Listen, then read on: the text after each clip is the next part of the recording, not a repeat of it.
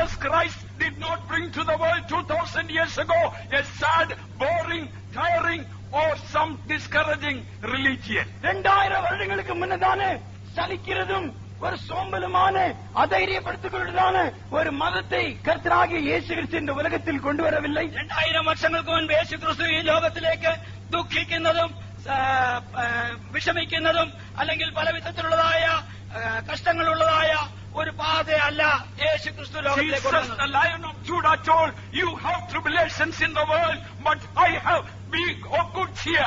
I have overcome the world. யூதாவின் சிங்கமாகிய கர்த்தராகிய இயேசு கிறிஸ்து சொல்லும்போது, உலகத்திலே உங்களுக்கு உபத்திரம் உண்டு, திடன் கொள்ளுங்கள், நான் இந்த உலகத்தை ஜெயித்தேன் என்றார். യഹൂദാ ഗോത്രത്തിലെ സിംഹമായവൻ പറഞ്ഞത്, യേശു ക്രിസ്തു പറഞ്ഞത്, നിങ്ങൾക്ക് ലോകത്തിൽ കഷ്ടമുണ്ടെങ്കിലും ധൈര്യപ്പെടുവീൻ, ഞാൻ ലോകത്തെ ജയിച്ചിരിക്കുന്നു. How is your Christian life, beloved brother, beloved sister? பிரியமான சகோதரனே, பிரியமான சகோதரியே, இன்றைக்கு உன்னுடைய கிறிஸ்தவ ஜீவியம் எப்படி இருக்கிறது? പ്രിയ സഹോദര സഹോദരി, ഇന്ന് നിന്റെ ക്രിസ്തീയ ജീവിതം ഏതവസ്ഥയിൽ ഇരിക്കുന്നു?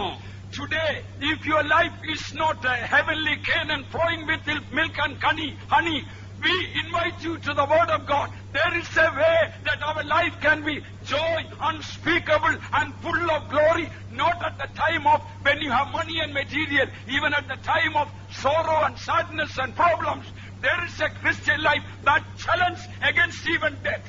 பாலும் தேனும் ஓடுகிறதான அந்த பரம கானானாகிய உன்னுடைய கிறிஸ்தவ ஜீவியம் இன்றைக்கு காணப்படாவிட்டால், பிரியமான தேவனுடைய பிள்ளைகளே, உங்களை நாங்கள் வரவேற்கிற காரியம் என்னவென்றால், ஒரு மகிமையான மகத்துவமான தேவனுடைய செயல் ஒன்று உண்டு. அது உங்களுக்கு ஒரு சவால் விடக்கூடியதா இருக்கிறது. அந்த அனுபவத்தை உங்களை நாங்கள் வரவழைக்கிறோம். നിങ്ങളുടെ ജീവിതം പാലും തേനും ഒഴുകുന്ന കനാൻ ജീവിതത്തിന് തുല്യമല്ല എങ്കിൽ നിങ്ങളോട് ഇന്ന് ഒരു വെല്ലുവിളി ഉയർത്തുകയാണ്. ദൈവത്തിന്റെ വചനത്തിലൂടെ അങ്ങനെയുള്ള ഒരു ജീവിതത്തിലേക്ക് നിങ്ങൾക്ക് നയിക്കപ്പെടുവാൻ കഴിയും. Christian life is, beloved ones, is full of blessings. கிறிஸ்தவ ஜீவியம் பிரியமானவர்களே ஆசீர்வாதங்கள் நிறைந்த ஜீவியம். പ്രിയമുള്ളവരെ, ക്രിസ്തീയ ജീവിതം സകല അനുഗ്രഹങ്ങളാലും നിറഞ്ഞ ഒരു ജീവിതമാണ്. Although it is called a narrow way, that narrow way is very sweet. இடுக்கமான பாதை என்று அழைக்கப்பட்டாலும் இடுக்கமான பாதை இனிமையான பாதை. பிரியமானவர்களே, ഇത് ഞെരുക്കമുള്ള ഒരു വഴിയാണെന്ന് പറയപ്പെടുന്നുവെങ്കിലും ഈ ഞെരുക്കം സകല അനുഗ്രഹങ്ങളുടെയും നിറവുള്ള സ്ഥലം കൂടെയാണ്. God has never planned any failure in your life, beloved ones. பிரியமானவர்களே, உங்களுடைய ஜீவியத்தில் தேவன் எந்த தோல்வியையும் திட்டமிடவில்லை. പ്രിയമുള്ളവരെ, നിങ്ങളുടെ ജീവിതത്തിൽ ദൈവം ഒരു തോൽവിയും കൽപ്പിച്ചിരിക്കുന്നില്ല. God has not kept sorrow for you, but gladness. உங்களுக்கு துக்கத்தை தேவன் வைக்காமல் ஆனந்தத்தையே வைத்திருக்கிறார். നിങ്ങൾക്ക് ദുഃഖം വരാതെ നിങ്ങൾക്ക് ആനന്ദമാണ് ദൈവം വെച്ചിരിക്കുന്നത്. We want to go to the main subject, and I want to arrest your attention this morning. முக்கிய பொருளுக்கு நாம் பிரவேசிக்க விரும்புகிறோம். உங்களுடைய கவனிப்பை இதிலே நான் சிறையாக்க விரும்புகிறேன். പ്രധാനമായ വിഷയത്തിലേക്ക് കടക്കട്ടെ. നിങ്ങളുടെ ഏകാഗ്രത ഞാൻ ക്ഷണിക്കുകയാണ്. Word of God is full of encouragement, blessing and excitement. வேத வசனம் அது ധൈര്യപ്പെടുത്തുகிறதுം ആശീർവാദം ഉള്ളതും ഊക്കുവിക്കുന്നതുമായിരിக்கிறது. ദൈവത്തിന്റെ വചനം എന്ന് പറയുന്നത് അത് അനുഗ്രഹങ്ങളെ കൊണ്ട് നിറഞ്ഞതും നിങ്ങളെ സന്തോഷത്തിലേക്ക് നടത്തുന്നതും. I am not preaching the gospel of prosperity. நான் செழிப்பின் சுவிசேஷத்தை பிரசங்கிக்கவில்லை. ഞാൻ സമൃദ്ധിയുടെ സുവിശേഷമല്ല പറയുന്നത്. Whether poverty or prosperity, ദരിദ്രമോ സെഴിപ്പോ, ദാരിദ്ര്യമായാലും സമ്പത്തായാലും, whether in sickness or in health, வியாதியினாலோ இருக்கிறோமோ ஆரோக்கியமா இருக்கிறோமோ, ആരോഗ്യമായിരുന്നാലും രോഗിയായിരുന്നാലും, whether darkness or light, அந்தகாரமோ வெளிச்சமோ, ഇരുളോ വെളിച്ചമോ, only Christian can sing at all these times. கிறிஸ்தவன் மட்டுமே இந்த எல்லா வேளையிலும் பாடுகிறவனாயிருப்பான். ക്രിസ്ത്യാനിക്ക് മാത്രമേ ഈ എല്ലാ സാഹചര്യങ്ങളിലും പാടുവാൻ കഴിയൂ. People in the world, they sing that because they want to be happy, but we sing because we are happy. உலகத்தில் இருக்கிற ஜனங்கள் சந்தோஷப்படும்படியாய் பாடுகிறார்கள், ஆனால் நாமோ சந்தோஷமாய் இருக்கிறபடியினால் பாடுகிறோம். ലോകത്തിലുള്ള ജനങ്ങൾ സന്തോഷിപ്പാൻ വേണ്ടി പാട്ട് പാടുന്നു, എന്നാൽ നാമോ സന്തോഷമുള്ളത് കൊണ്ട് പാടുന്നു. Hallelujah! Hallelujah! Hallelujah!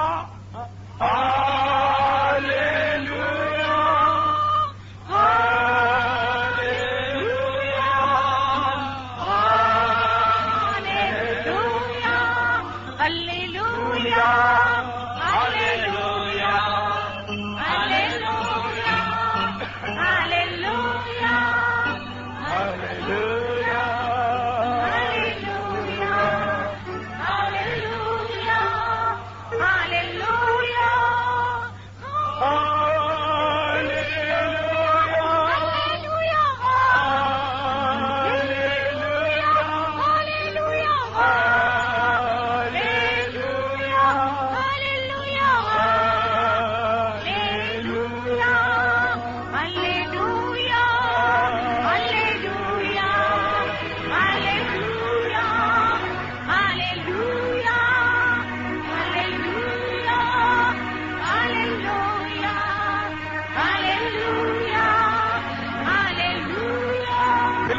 as we go to the Word of God, I want to bring you to a place where Paul was in prison. பிரியமானவர்களே, வேத வசனத்தை துருவி பார்ப்பதற்கு முன்னதாக பவுல் சிறைச்சாலையில் இருந்தாரே, அந்த இடத்துக்கு உங்களை நான் நடத்த விரும்புகிறேன். വിശുദ്ധ പൗലോസ് തടവിലായിരുന്ന ആ സ്ഥാനത്തേക്ക് ഞാൻ നിങ്ങളെ ക്ഷണിക്കുകയാണ്. He was a prisoner of Nero the emperor. அவர் நேரோ சக்கரவர்த்தி கீழே சிறைச்சாலையில் அடைக்கப்பட்டிருந்தார். Nero ചക്രവർത്തിയാൽ തടവിലാക്കപ്പെട്ടിരുന്നു. Already it was planned by Nero, and obviously Paul knew that soon he was going to be executed. நீரோ ஒரு காரியத்தை தீர்மானித்திருந்தான். பவுல் அதிக சீக்கிரத்தில் அவனுடைய தலை வெட்டப்படும் என்று நன்கு அறிந்திருந்தான். നീറോയുടെ തീരുമാനം പൗലോസ് അറിഞ്ഞിരുന്നത് പോലെ എത്രയും വേഗം താൻ ശിരച്ഛേദം ചെയ്യപ്പെടുമെന്നായിരുന്നു. And that happened also afterwards. அது பிற்பாடு அப்படியே நடந்தது. അതും അങ്ങനെ തന്നെ സംഭവിച്ചു. He was in the prison. By the way, that prison olden days was only a dungeon, a dark dungeon. அன்றைக்கு அவன் அந்த சிறைச்சாலையில் இருந்தானே, அந்த நாட்களில் சிறைச்சாலை என்பது ஒரு இருளான ஒரு குழியிலே அப்படியே அவனை போட்டு அடைப்பார்கள். அதுதான் அன்றைக்கு இருந்ததான சிறைச்சாலை. അന്നുണ്ടായിരുന്നതായ കാരാഗ്രഹം എന്ന് പറയുന്നത് ഒരു കുഴിയിൽ അടയ്ക്കപ്പെടുന്ന അനുഭവം പോലെയായിരുന്നു. Your bedroom is there, your toilet is there, your bathroom is there, your food, you are eating there, you are sleeping there, you urinate there. You just imagine everything you do in that little dungeon. In few days' time, normally people will go off. They become mad in that place. அந்த சிறு குழி இருக்கிறதே, அதில் தான் உன்னுடைய படுக்கை இருக்க வேண்டும், உன்னுடைய ஆகாரம் கழிக்கும் இடம் இருக்க வேண்டும், மலஜலம் கழிக்கும் இடமும் அதுதான். நீ அந்த இடத்தில் தான் தூங்க வேண்டும். இப்படி எல்லாம் செய்த கொஞ்ச நாளைக்குள்ள அவன் அப்படியே பைத்தியக்காரனாய் தீர்ந்து விடுவான். ആ സ്ഥലത്ത് തന്നെയാണ് മലമൂത്ര വിസർജനം ചെയ്യുന്നതും ഭക്ഷണം കഴിക്കുന്നതും ഉറങ്ങുന്നതും മറ്റെല്ലാ കാര്യങ്ങളും അവിടെ തന്നെ ചെയ്യണം. ചില ദിവസങ്ങൾക്കുള്ളിൽ സാധാരണഗതിയിൽ ഒരാൾ ഭ്രാന്തനായി. He was waiting any moment the next knock on the wall or the door, if it has got a door, and that knock will be the executioner is coming to take him to execute. எந்த வேளையிலே ஒரு கதவை தட்டுவார்கள், ஒருவேளை கதவு இருந்தால் தட்டின உடனே அதனுடைய அர்த்தம் என்னவென்றால், என்னை தலை வெட்டுகிறவன் என்னை கொண்டு போய் தலை வெட்டுவான் என்று அந்த சத்தத்தை எதிர்பார்த்து கொண்டே இருந்தார். ഏതെങ്കിലും സമയത്ത് കതക് മുട്ടുന്നുണ്ടെങ്കിൽ അതിന്റെ അർത്ഥം ഇതാ എന്നെ ആരാച്ചാർ വന്ന് കൊണ്ടുപോകുവാനായി വരുന്നു എന്നുള്ളതായിരിക്കാം. During that moment, Saint Paul in that dungeon got a little paper or papyrus, whatever you called that 2000 years ago. அந்த இருட்டான அறையிலே பேப்பரோ பப்பைரஸோ 2000 வருஷங்களுக்கு முன்னாக அவருக்கு ஒரு சிறிய துண்டு கிடைத்தது. 2000 വർഷങ്ങൾക്ക് മുൻപ് വിശുദ്ധ പൗലോസിന് ആ തടവറയിൽ ഒരു പൈപ്പിറസോ കടലാസ് കഷ്ണമോ ലഭിച്ചു. I ask you, if you were there, if I were there in that state, what would be right in that paper? நீங்களோ அல்லது நானோ அப்பேற்பட்ட சிறைச்சாலையில் அன்று இருந்த போல இருந்தால் அந்த கடிதத்தில் நாம் என்ன எழுதுவோம்? ഞാൻ നിങ്ങളോട് ചോദിക്കട്ടെ, നിങ്ങളോ ഞാനോ ആ അവസ്ഥയിൽ ഇരിക്കുമ്പോൾ അങ്ങനെ ഒരു പേപ്പറും പെന്നും ലഭിച്ചാൽ നാം എന്ത് എഴുതും? In that paper, finally, what are you going to write? அந்த கடிதத்தில் கடைசியாக நீங்கள் என்ன எழுத போகிறீர்கள்? ആ എഴുത്തിന്റെ അവസാനം നിങ്ങൾ എന്തെഴുതി നിർത്തും? Do you know what Paul wrote? Pavul என்ன எழுதினார் தெரியுமோ? വിശുദ്ധ പൗലോസ് എന്തെഴുതിയെന്ന് നിങ്ങൾക്കറിയാമോ? Do you know what Paul wrote? It is there in the Bible. Pavul என்ன எழுதினார் தெரியுமோ? அது வேதாகமத்தில் நாம் பார்க்கிறோம். പൗലോസ് എഴുതിയത് എന്തെന്നറിയാമോ? അത് വേദപുസ്തകത്തിൽ നമുക്ക് കാണാം. Somehow what he wrote in that prison, that small note was preserved, and it is given to you and to me as an example, as an encouragement. சிறைச்சாலையிலே அவர் எழுதினதான அந்த சிறிய சீட்டு எனக்காகவும் உங்களுக்காகவும் ധൈര്യപ്പെടുത്തവും ഉദാഹരണമായും അത് കൊടുക്കപ്പെട്ടിരിക്കുന്നത്. പ്രിയമുള്ളവരെ, ആ കാരാഗ്രഹത്തിൽ വിശുദ്ധ പൗലോസ് എഴുതിയതായ ആ കുറിപ്പ് എനിക്കും നിങ്ങൾക്കും ധൈര്യം പകരുവാനായി, സന്തോഷം പകരുവാനായി വിശുദ്ധ വേദപുസ്തകത്തിൽ രേഖപ്പെടുത്തിയിരിക്കുന്നു. Please read that note in your Bible. That is in Philippians, the prison letter, chapter 3, verse 1. பிலிப்பியர் 3:1. இதுதான் சிறைச்சாலையிலிருந்து பவுல் எழுதினதான கடிதம். നിങ്ങളുടെ വേദപുസ്തകത്തിലെ ആ ഭാഗം ഒന്ന് വായിക്കുക. ഫിലിപ്പിയ ലേഖനം 3-ാം അധ്യായത്തിന്റെ 1, 2, 3. Finally, my brethren, finally, ഒടുവിൽ கடைசியாக என் So he சகோதரரே, was obviously writing, it's a final words. இது கடைசி வார்த்தைகள் என்று அவர் எழுதுகிறார். താൻ ഇത് അവസാനമായി എന്ന് എഴുതുകയാണ്. He knew it was the final letter. இது கடைசி கடிதம் என்றும் அவருக்கு தெரியும். ഇത് അവസാനമായി എഴുതുന്ന ലേഖനമെന്നും താൻ അറിഞ്ഞിരുന്നു. Finally, my brethren, கடைசியாக என் சகோதரரே, ഒടുവിൽ എന്റെ പ്രിയ സഹോദരന്മാരെ, rejoice in the Lord. கர்த்தருக்குள் சந்தோஷமாயிருங்கள். കർത്താവിൽ സന്തോഷിപ്പീൻ. By the way, he was not writing in the palace of Nero, it was in the prison of Nero. நீரோவின் அரண்மனையில் இருந்து இதை எழுதவில்லை, நீரோவின் சிறைச்சாலையில் இருந்து இதை எழுதுகிறார். ഇത് നീറോയുടെ അരമനയിൽ നിന്ന് എഴുതിയ എഴുത്തല്ല, ഇത് നീറോയുടെ കാരാഗ്രഹത്തിൽ നിന്ന് എഴുതിയ ലേഖനം. To write the same things to you, to me, indeed is not grievous, but for you it is safe.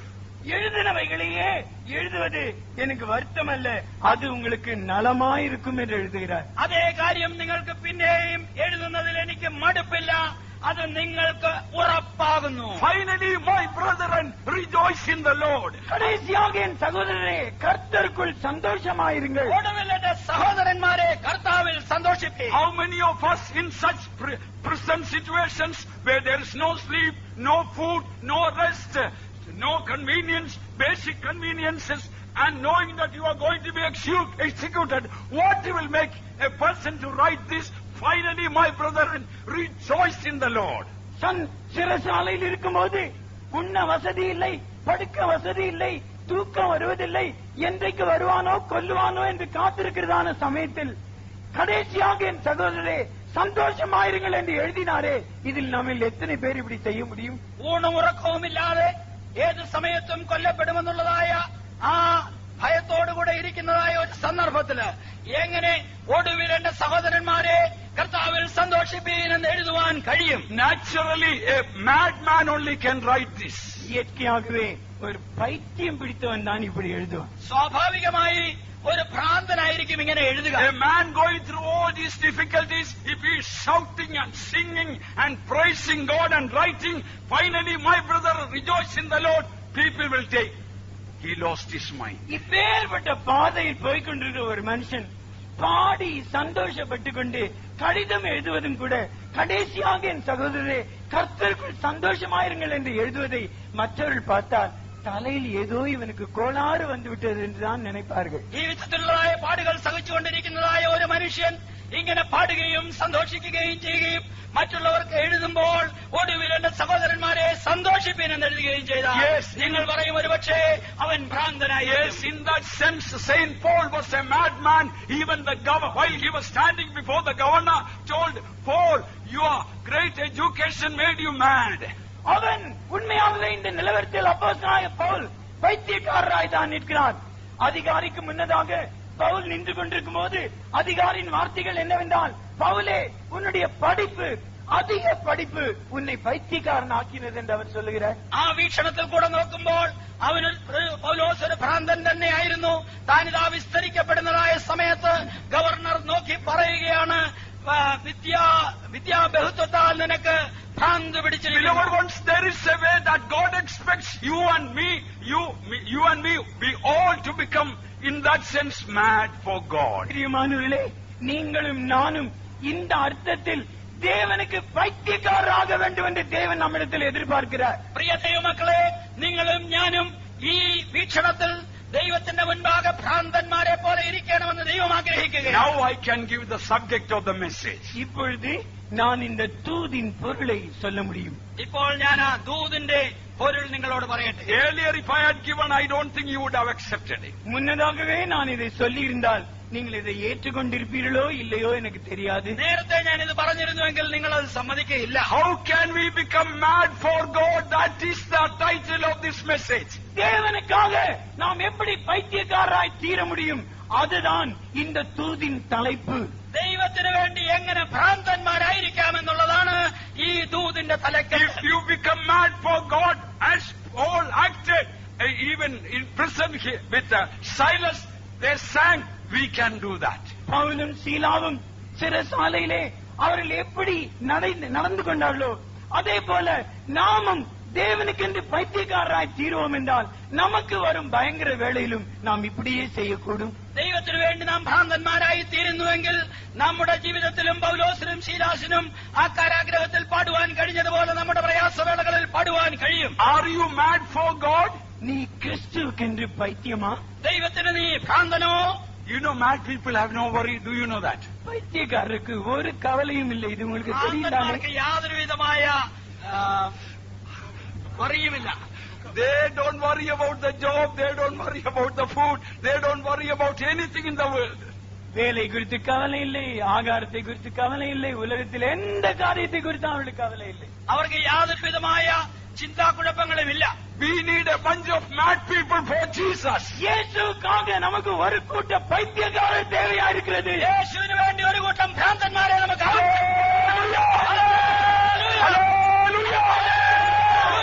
Beloved ones, the word of God says the spiritual man, a prophet of God, is called a mad. பிரியமானவர்களே, வேதவசனம் சொல்லும்போது ஒரு ஆவிக்குரியவன், ஒரு தீர்க்கதரிசி, அவன் மதீனன் அல்லது பைத்தியக்காரன் என்று அவன் சொல்லப்படுகிறது. പ്രിയമുള്ളവരെ, ദൈവത്തിന്റെ വചനം പറയുന്നത് ഒരു പ്രവാചകൻ അല്ലെങ്കിൽ ആത്മപൂർണ്ണൻ ഭ്രാന്തൻ. On the day of Pentecost, those who were really received the Holy Spirit, some people told they are either mad or drunk.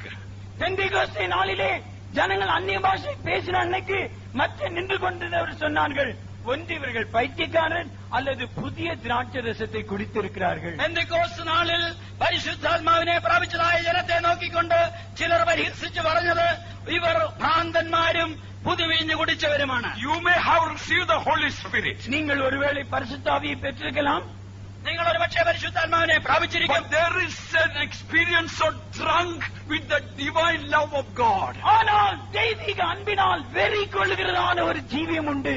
എന്നാൽ ദൈവ സ്നേഹത്താൽ നിറഞ്ഞ ഭ്രാന്തനാകുന്ന ഒരു അനുഭവമുണ്ട്. That is an experience every day. It is a convention. அந்த அனுபவம் நமக்கு இருக்கும் என்றால் அது தினந்தோறும் நமக்கு கன்வென்ஷனா இருக்கும். ആ അനുഭവം നമുക്കുണ്ടെങ്കിൽ എല്ലാ ദിവസവും നമുക്ക് കൺവെൻഷൻ തന്നെയായിരിക്കും. When that love of God will really fill our heart, I tell you, you have to be mad for Jesus. அந்த தேவ அன்பு நம்முடைய இருதயத்தை நிறைக்கும் என்றால் பிரியமானவர்களே, நிச்சயமாய் நாம் இயேசுவுக்கென்று பைத்தியக்காரராய் ആ தீருவோம். ദൈവത്തിന്റെ സ്നേഹം നമ്മെ നിറയ്ക്കുന്നുവെങ്കിൽ വാസ്തവമായി നാം ദൈവത്തിന് വേണ്ടി ഭ്രാന്തന്മാർ തന്നെയായിരിക്കും. When we are truly filled with the love of God, in a sense we become mad for God. தேவனுடைய அன்பினால் உண்மையாகவே நிரப்பப்படும் போது ஒரு விதத்தில் தேவனுக்கென்று நாம் பைத்தியக்காரராய் தீருவோம். വാസ്തവമായി നാം ദൈവ സ്നേഹത്താൽ നിറയപ്പെടുമ്പോൾ ഒരർത്ഥത്തിൽ നാം ഭ്രാന്തന്മാരാകുന്നു. Of course, the world will see us as mad people. உலகம் நம்மை பைத்தியக்காரராய் தான் பார்க்கும். ലോകം നമ്മെ ഭ്രാന്തന്മാരെന്ന് പറയും. Once I remember what Pastor Philip Chandapillai, our former pastor, he went to a mental asylum. நம்முடைய முந்தின பாஸ்டர், அதாவது கடந்து போனதான பாஸ்டர் பிலிப் அவர்கள் ஒருமுறை பைத்தியக்கார ஆஸ்பத்திரிக்கு போனாராம். ഒരു പ്രാവശ്യം നമ്മുടെ കഴിഞ്ഞുപോയതായ പാസ്റ്റർ ഫിലിപ്പ് ചാണ്ടപ്പിള്ള ഒരു ഭ്രാന്ത ആശുപത്രിയിൽ പോയതായി ഞാൻ ഓർക്കുന്നു. Because the supervisor of that mental asylum was our believer, he invited him to see the asylum. பைத்தியக்கார ஆஸ்பத்திரியை மேற்பார்வை செய்கிறவர் அவர் நம்முடைய விசுவாசியா இருந்தபடினால் பாஸ்டர் அவர்களை அந்த இடத்துக்கு வரவழைத்தார். നമ്മുടെ ഒരു വിശ്വാസിയായിരുന്നു ആ ഭ്രാന്താശുപത്രിയുടെ തലവൻ. അതുകൊണ്ട് അവിടെ എല്ലാം സന്ദർശിക്കുവാനായിട്ട് പാസ്റ്റർക്ക് അനുവാദം കൊടുത്തു. So Pastor Philip went around all the mental asylums and he was coming away. Pastor Philip அவர்கள் பைத்தியக்கார ஆஸ்பத்திரியில் இருக்கிற அந்த வார்டெல்லாம் போய் சுற்றி பார்த்து பார்த்து வந்தாராம். പാസ്റ്റർ ആ ആശുപത്രിയെല്ലാം സന്ദർശിച്ച് മടങ്ങി വന്നു. And while going away, all these mad people, of course, they were like a prison bar, and all the rooms are with even the windows have got bars. These mental people, mad people, came to the windows and looking at Pastor Philip was laughing at him. இவர்கள் அப்படியே பார்த்து கொண்டே இருக்கும்போது பைத்தியக்கார ஆஸ்பத்திரியில ஜன்னல்களில் கூட இரும்பு கம்பிகள் தான் போட்டிருக்கும். அந்த இரும்பு கம்பிகளை இந்த பைத்தியக்காரர்கள் அப்படியே பிடித்துக்கொண்டு பாஸ்டர் பிலிப்பை பார்த்து சிரித்துக் கொண்டே இருந்தார்களாம். പാസ്റ്റർ ഫിലിപ്പ് മടങ്ങി വരുന്നതായ വേളയിൽ അഴിക്കകത്ത് നിന്ന് മറ്റ് ഭ്രാന്തന്മാരെല്ലാം നോക്കി ചിരിച്ചുകൊണ്ടിരുന്നു. And Pastor Philip asked the supervisor, our believer, why are they all laughing? Pastor Philip மேற்பார்வை செய்கிற நம்முடைய விசுவாசியை பார்த்து இவர்கள் ஏன் சிரிக்கிறார்கள் என்று கேட்டாராம். പാസ്റ്റർ ഫിലിപ്പ് നമ്മുടെ വിശ്വാസിയോട് ചോദിച്ചു, എന്തിനാണ് അവരെല്ലാം ചിരിക്കുന്നത്? And the supervisor believer told Pastor Philip confidentially, Pastor, they think you are mad. ரொம்ப ரகசியமாக அந்த மேற்பார்வை இருக்கிறவர் பாஸ்டர் பிலிப்பிடத்தில் காதல சொன்னாராம், பாஸ்டர் அவர்கள் நீர்தான் பைத்தியக்காரர் என்று நினைக்கிறார்கள் என்று சொன்னாராம். പാസ്റ്റർ ഫിലിപ്പിനോട് വളരെ രഹസ്യമായ സൂപ്പർവൈസർ പറഞ്ഞു, പാസ്റ്റർ നിങ്ങളാണ് ഭ്രാന്തരെന്നാണ് അവരെല്ലാം ചിന്തിക്കുന്നത്. This world is a mental asylum. இந்த உலகம் ஒரு பைத்தியக்காரன் நிறைந்த உலகம். ഈ ലോകം ഒരു ഭ്രാന്താലയമാണ്. If they all are clapping the hands and laughing at you and calling you mad, it is congratulations for you. அவர்கள் எல்லாரும் கை தட்டி உங்களை கேலி செய்து பைத்தியக்காரர் என்று சொன்னால் அது உங்களை மேன்மை பாராட்டுவது என்றுதான் அர்த்தம். നിങ്ങളെ എല്ലാം നോക്കിക്കൊണ്ട് അവർ കൈ തട്ടി പരിഹസിക്കുന്നുവെങ്കിൽ നിങ്ങൾക്ക് അത് ഒരു ആമോദനമാണ്. But the question is that, are you mad for God? கேள்வி என்னவென்றால், நீ கிறிஸ்துவுக்கு என்று பைத்தியக்காரனா? ചോദ്യം എന്താണ്, നീ യേശുവിന് വേണ്ടി ഭ്രാന്തനോ? How can you become mad for Jesus today? இயேசுவுக்கு இன்றைக்கு நீ பைத்தியமா எப்படி தீர முடியும்? യേശുവിന് വേണ്ടി നീ ഭ്രാന്തനായി തീരുന്നത് എങ്ങനെ? When Calvary's love will fill your life, you become mad for Jesus. கல்வாரியின் அன்பு உன் ஜீவித்தை நிரப்பும் போது நீ இயேசுவுக்காக பைத்தியமாய் தீர்ந்து விடுவாய். കാൽവറി സ്നേഹത്താൽ നീ നിറയപ്പെടുമ്പോൾ യേശുവിന് വേണ്ടി നീ ഭ്രാന്തനായി. I ask you a question. A mad person has he got any problem to love his worst enemy? நான் உங்களிடத்தில் ஒரு கேள்வி கேட்கட்டுமா? பைத்தியக்காரனுக்கு தன்னுடைய கடும் சத்துருவை நேசிக்க ஏதாவது பிரச்சனை உண்டோ? ഭ്രാന്തൻ, ഞാൻ നിങ്ങളോട് ചോദിക്കട്ടെ, ഒരു ഭ്രാന്തന് തന്റെ ഏറ്റവും മുഖ്യ ശത്രുവിനെ വിരോധിപ്പാൻ എന്തെങ്കിലും കാരണമുണ്ടോ? No. Has he got any problem to love the worst enemy for a mad person? ஒரு பைத்தியக்காரனுக்கு தன்னுடைய கொடூரமான சத்ருவை மன்னிக்க அல்லது நேசிக்க ஏதாவது பிரச்சனை இருக்குமோ? ഒരു ഭ്രാന്തന് തന്റെ ഏറ്റവും മുഖ്യ ശത്രുവിനെ സ്നേഹിക്കുവാൻ എന്തെങ്കിലും വിഷമം ഉണ്ടാകുമോ? Absolutely, he has no problem. அவனுக்கு ஒரு பிரச்சனையும் இருக்காது. യാതൊരു പ്രശ്നവും ഉണ്ടാകില്ല. Because the madman does not use his brain. ஏனென்றால் பைத்தியக்காரன் தன்னுடைய மூளையை உபயோகிப்பதில்லை. കാരണം ഭ്രാന്തൻ തന്റെ മനസ്സ് ഉപയോഗിക്കുന്നില്ല. There is a way that we may also become mad like that in the spiritual sense. நாமும் கூட ஆவிக்குரிய அர்த்தத்தில் அப்படி பைத்தியக்காரர் ஆகலாம். அதுவும் ஒரு வழிதான். ആത്മീക ജീവിതത്തിൽ നാമും അങ്ങനെ ഭ്രാന്തന്മാരെ പോലെ ഇരിക്കണം. That is why the love of Jesus is called Calvary's love. ஆனபடியினால் தான் இயேசுவின் அன்பு கல்வாரியின் அன்பு என்று அழைக்கப்படும். അതുകൊണ്ടാണ് കാൽവറി സ്നേഹത്തെ, യേശുവിന്റെ സ്നേഹത്തെ കാൽവറി സ്നേഹം എന്ന് പറയുന്നത്. Calvary or Golgotha means place of a skull. Kalvari அல்லது கோல்கத்தா என்றால் கபால ஸ்தலம் என்ற அர்த்தம். കാൽവറി അല്ലെങ്കിൽ ഗോൽഗോഥ എന്ന് പറഞ്ഞാൽ തലയോടിന്റെ ഇടം. Now, brother Willie's head, I don't call it a skull. இப்பொழுது பிரதர் வில்லியுடைய தலையை நான் ஒரு மண்டை ஓடு என்று அழைக்க மாட்டேனே. ഇപ്പോൾ ഞാൻ വില്ലിയുടെ തലയെ നോക്കി ഒരു തലയോട്ടി എന്ന് പറയത്തില്ല. But if this person is really dead and the head is removed and the brain is removed and all the eyes and ears all removed, then you call it a skull. இவர் உண்மையாகவே செத்துவிட்டால் உடனே கண்கள் எல்லாம் அகற்றப்பட்டு விடுகிறது, மூளையும் நீக்கப்பட்டு விடுகிறது, இது வெறும் ஓடாய் காணப்படுகிறது. அப்பொழுதுதான் இதை நான் மண்டை ஓடு என்று நான் அழைப்பேன். ബ്രദർ വില്ലി മരിച്ചതിന് ശേഷം അതിലുള്ളതായ ബുദ്ധിയെല്ലാം മാറിപ്പോകുന്നു, കണ്ണ് മറ്റെല്ലാവിധമായിരിക്കുന്ന ഞരമ്പുകളൊക്കെയും പോയിട്ട് വെറും ഒരു ഓട്ടിയായി മാറുമ്പോഴാണ് ഇതിനെ തലയോട്ടി എന്ന് വിളിക്കുന്നത്. Calvary, place of a skull. Kalvari என்றால் கபால ஸ்தலம், மண்டை ஓடு இருக்கிறதான இடம். കാൽവറി എന്ന് പറഞ്ഞാൽ തലയോട്ടിയുടെ സ്ഥലം. There is no brain inside. உள்ள மூளையே இல்லை, അതിനുള്ളിൽ ബുദ്ധിയില്ല. In other words, Calvary's love means brainless love. இன்னொரு விதமாக சொல்வோம் என்றால் கல்வாரியின் அன்பு என்றால் மூளை இல்லாத அன்பு. വേറൊരു വിധത്തിൽ പറഞ്ഞാൽ കാൽവറി സ്നേഹം എന്ന് പറഞ്ഞാൽ ബുദ്ധി പ്രയോഗിക്കാത്ത സ്നേഹം. Suppose brother Ponnajan had done so many things against me. பொன்னச்சன் சகோதரன் பொன்னச்சன் எனக்கு விரோதமாக எத்தனையோ காரியங்களை செய்து விட்டார் என்று வைத்துக் கொள்வோம். സഹോദരൻ പൊന്നച്ചൻ എനിക്ക് വിരോധമായി ധാരാളം തിന്മ ചെയ്തു എന്ന് If I വിചാരിക്കാം. use my brain and think about that, I won't be able to love him as God wants me to love. என் மூளையை நான் உபயோகித்து அதையே நினைத்துக் கொண்டிருப்பேன் என்றால் அவரை எப்படி நான் நேசிக்க வேண்டும் என்று தேவன் விரும்புகிறாரோ அந்தபடி நான் நேசிக்க மாட்டேன். എന്റെ ബുദ്ധി ഉപയോഗിച്ച് അതെല്ലാം ഞാൻ ചിന്തിച്ചുകൊണ്ടിരിക്കുകയാണെങ്കിൽ എങ്ങനെ എനിക്ക് തന്നെ സ്നേഹിപ്പാൻ കഴിയും? But if my brain is removed, no problem. I don't think about what he has done and I will be able to love him. என்னுடைய மூளை அகற்றப்படும் என்றால் அவர் என்ன செய்தார் என்றே நான் ஞாபகத்தில் வைக்க முடியாது. ஆனபடி நான் நேசிக்க முன் வருவேன். എന്റെ ബുദ്ധി എടുത്ത് മാറ്റുകയാണെങ്കിൽ താൻ എന്തൊക്കെയാണ് എനിക്ക് വിരോധമായി ചെയ്തതെന്ന് ഉള്ള ചിന്തയെ എനിക്ക് വരികയില്ല. അപ്പോൾ എനിക്ക് ധാരാളമായി സ്നേഹിപ്പാൻ Today കഴിയും. the Lord wants to do a spiritual operation. இன்றைக்கு தேவன் உங்களுக்குள்ளே ஒரு ஆவிக்குரிய அறுவை சிகிச்சை செய்ய விரும்புகிறார். ഇന്ന് രാവിലെ ദൈവം നിങ്ങളുടെ ജീവിതത്തിൽ ഒരു ആത്മീകമായ ശസ്ത്രക്രിയ നടത്തുവാൻ ആഗ്രഹിക്കുന്നു. When Calvary's love, brainless love comes upon us, beloved ones, we can love everyone as Christ loved. கல்வாரியின் அன்பு, மூளையற்றதான அன்பு நமக்குள் வரும்போது பிரியமானவர்களே, கிறிஸ்து மற்றவர்களை நேசித்தது போல நாம் எல்லாரையும் நேசிக்க முடியும். കാൽവറി സ്നേഹമെന്ന് പറഞ്ഞാൽ ബുദ്ധി അഫലമായിരിക്കുന്നതായ ആ സ്നേഹമുണ്ടെങ്കിൽ നമുക്ക് എല്ലാവരെയും സ്നേഹിപ്പാൻ കഴിയും. Mad person has no partiality. பைத்தியக்காரனுக்கு பட்சபாதமே இருக்காது. ഭ്രാന്തന് പക്ഷഭേദമില്ല. He has no prejudice at all. அவனுக்கு யாருக்கும் விரோதமாக எந்த செயலும் இருக்காது. അവന് യാതൊരു മുൻവിധിയുമില്ല.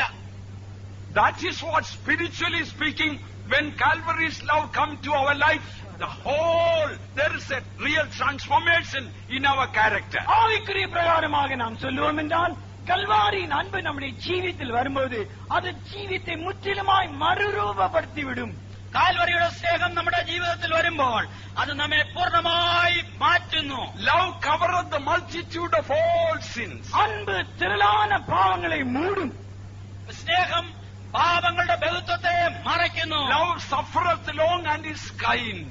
அன்பு நீடிய பொறுமையா இருக்கும், அது கருணை உள்ளது. സ്നേഹം ദീർഘമായി ക്ഷമിക്കുകയും കരുണ കാണിക്കുകയും ദയ കാണിക്കുകയും ചെയ്യുന്നു. God is love.